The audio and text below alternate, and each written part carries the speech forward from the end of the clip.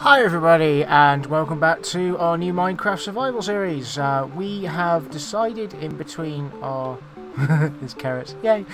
We have decided in between our recording sessions on a name for our series, and this series is going to be called Flux Rising, based on the storyline that DeathCandy and one of the other new players who you haven't seen yet have come from. If I pull my map up, there we go, and just zoom out a little bit, scroll all the way down, that's where our spawn is, and just down here is the village they've come from. And as you can see, the village is being overrun by flux taint, all of this nasty stuff here, and it's just spreading really quickly, so this is a big problem for us to have to deal with.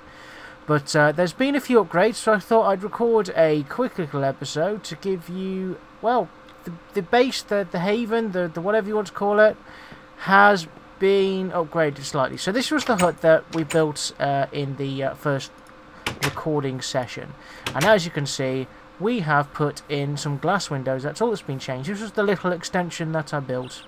We've got a load of glass windows, which is pretty cool. We've still got all the chests randomly scattered around and a few tables. We've got a little bit of this generates cobblestone just for building wise, and we've still got our entrances to the mine just down there as well.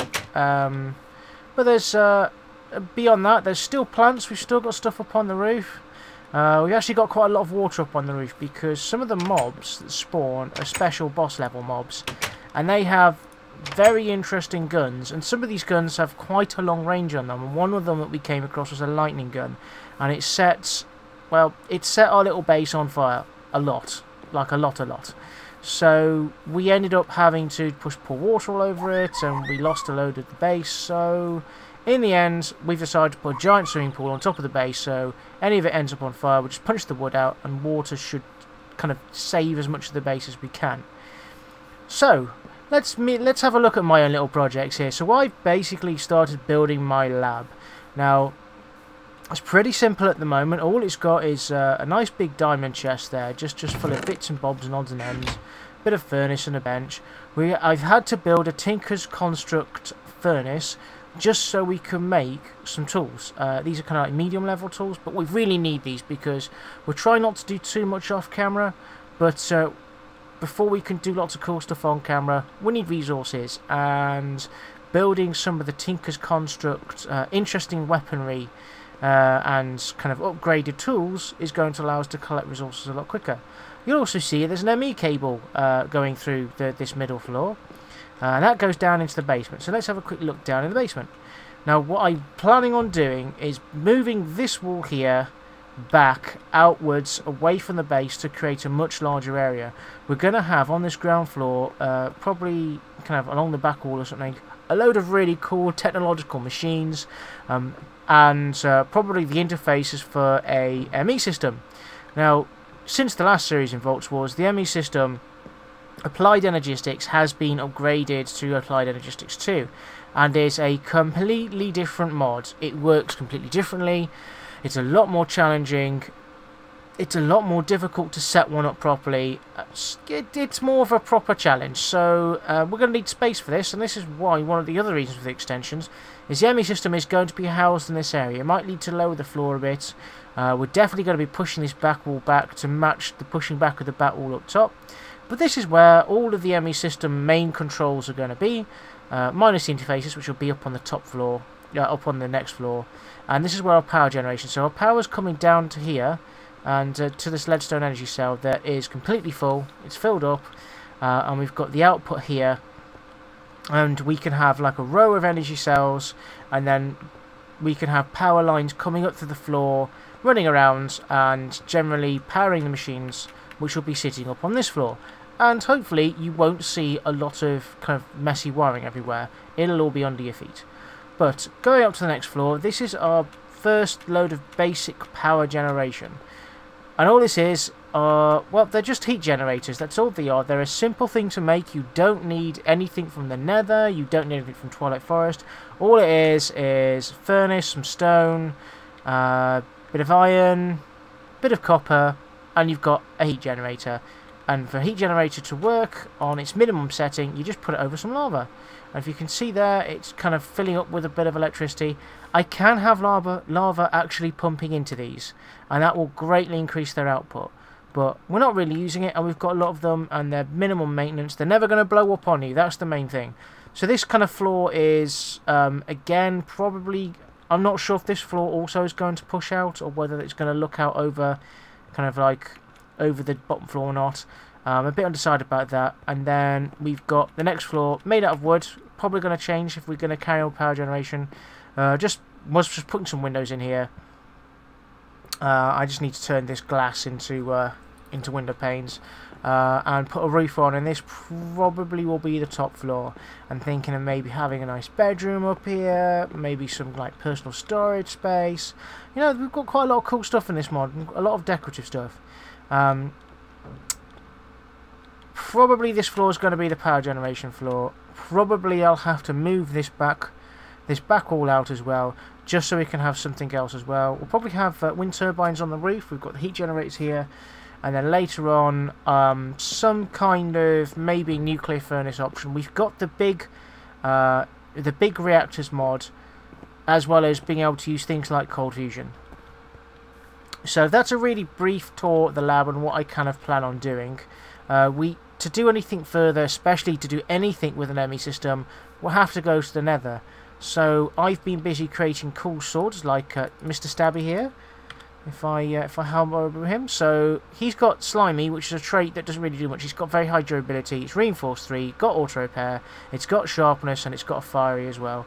And that's all to do with just upgrade, building this thing with the best materials we can in Tinker's Construct, and then putting certain upgrades on it, like redstone or quartz, anything that will basically help with the weapon. So this is a slow hitting. It'll one-shot anything not wearing armor, and I've given it sharpness as well, so it'll help kill things with armor as well.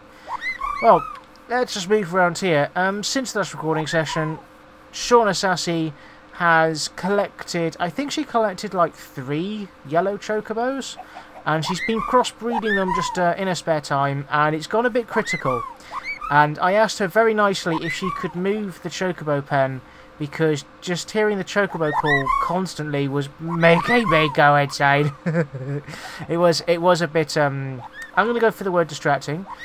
But it's all gone a bit critical. They've got water, they've got stuff. I think we're trying to breed golden chocobos. I think there's one in the corner there. Because golden chocobos are a faster way to get around than the Archimedes airships, and they can carry stuff for you as well. So we've got a bit of a farm here going, you know, same as last time. Lord Draken has built a base and a memorial opposite on the other side, and it's a bit weird. I'm not quite sure what he's saying here. I think it's just a memorial for us having to flee our homeland, and we're kind of sad we had to leave it behind. Yeah, he's got experiment stuff on it as well. I'm really not sure what's going on there. I think he's planning out his magic stuff as well. But on the outside, bit of a memorial. Underground, he's got a bit of an underground complex going on. Instead of building outwards like I'm doing, I think he's building underground, which is pretty cool. Again, we're still using our hut here as main storage and access to the mines. I'm going to say goodnight. So DeathCandy signing off, so that'll just leave me. We have got down here a slime spawning thing, because of the tools, slime makes a very good handle. Doesn't make good anything else, but slime will make a very good handle. And we were having a bit of difficulty getting hold of any slimes, so Lord Draken has helped us. There we go. There's a slime just died. Yeah, there's a thing down there that kills slimes. Or was that an enderman that's been trapped? There's a thing in here somewhere. There's a water wheel. Here we go. There's a water wheel thing here that's powering something or other, and it's killing all mobs in its range, which includes this farm. But we've had to be very careful with the animal pens here, so yeah. But it kills the slimes, and you end up with a load of slimes and stuff, which is really cool. Right, so we've got horses. Where have all the animals gone, though?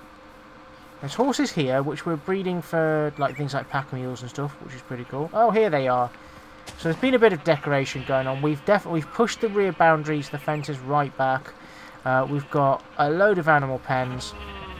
And you can see we have an insane amount of cows. this is for a reason. Backpacks. You need a lot of leather to make large backpacks, and that's what we're going to have, which is basically going to improve our inventory, which means that we can go mining with these better tools for a lot longer, which means we can go to the nether with a few different backpacks and really get as many resources as we possibly can before having to come back. I'm hoping that our nether trip isn't going to be an absolute unmitigated disaster, because I know the nether is tough, like really, really silly tough. Let's have a look. So this is what the treehouse that DeathCandy has moved into. She's been doing a bit of bees, and she's got some cactus and stuff like that. And the treehouse is, I think these are farms, if you can see the dirt. So she's building in the middle of the treehouse, and let's just have a quick look in here. And I believe each one of these things is just part of a farm. She also has a pet. We have Quoth the Raven. I can't see his name tag. And we also have a... what was that? This is new. What are you? A chaffinch or something? Yeah, she's collecting birds. And let's just go up onto one of the farming levels. So we've got wheat garden level 1, seedling garden, assorted plants. So these are, so yeah, DeathCandy definitely looks like she's concentrating on plants, growing different types. Possibility of any magical plants being grown from Botania, maybe. So you got bell peppers, red beans, peas, barley. Oh, that's really cool. Let's have a look what else we've got. Peanuts, cool. Eggplants, eggplant. Oh, eggplant. Those kind of eggplants. I thought it was zucchini. Zucchini. The rest of the world calls it zucchini. What does the UK call it? Cucumber. Don't ask. I have no idea. So, these are new levels that she's building, but not put a doorway in or something. And then there's, I think there's just empty levels. I'm interested to see if she's gone all the way up to canopy level. Can we see out? Have we got a canopy level? This thing is really tall. I'm just going to try and get to as tall as possible and see what happens. Okay. You can see leaves. I definitely can see leaves. These are a lot of rooms that she's created for herself. Yeah, there's leaves alright. Has she reached the top? Oh, there's no view! Ah, that was a bit of a wasted effort. There we go, okay. Tomato level. Looks like this is the highest level. So there we go, ladies and gentlemen. That is currently a little progress update on what's going on. I'm trying not to do too much without recording, but kind of needs must as people are building stuff and need me to make them new things. So yeah, it definitely looks like there's going to be some cool stuff happening with the trees. I'm going to have to build off camera a few more plants. I mean, a few more machines. What? A few more machines, and then I'm really hoping that our next recording session will be our trip to the nether, because I need a lot of stuff from the nether, and if we can get it, we can get top tier metals. I can make really interesting alloys, new weapons, and we're going to need all the quartz we can get our hands on for making an ME system. And that's my aim with the game at the moment. My end goal is make a big ME system. It used to be ME systems were kind of like, you know, you could delve into nether a little bit, get a little bit of stuff, and then you're pretty much set up. But now ME systems are a lot more expensive to make, they're more difficult to make, so they are kind of like an end level thing now, as opposed to something that was just going to help you kind of at maybe an early or a medium level. So yeah, there is that. Anyway, thank you very much for watching, guys. This has been Flux Rising. I've been 4040. You guys have been amazing, and I'm hoping that you'll be able to join us soon for some next episodes. So I'll see you in the next episode, guys. Bye.